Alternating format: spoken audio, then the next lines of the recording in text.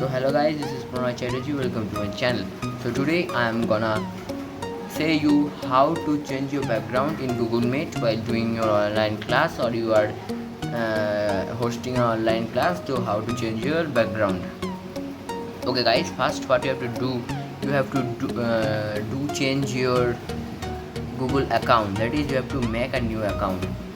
So how to make an account, I will give in the description. I have made a video on it. Okay, now I will show you how to change your Google Meet background. Firstly, you have to I am attending one meeting made by me, so I am creating a meet. I am starting in enter a link, and here you may see this option. You have to click in this option, and then you will get a lot of backgrounds, like in the study room, then the nature. Then you can also blur the background. See, my background is blurred totally. Now you can get a hill station picture.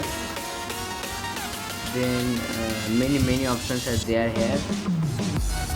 Then if you like this video, please like, share and subscribe. Don't forget to subscribe my channel and press the notification bell so that when I upload my videos you get it at the first. Okay guys, bye. See you in the next video. Guys, in the next video I will tell you how to change the background in your PC. So wait for the part 2. Okay guys, bye.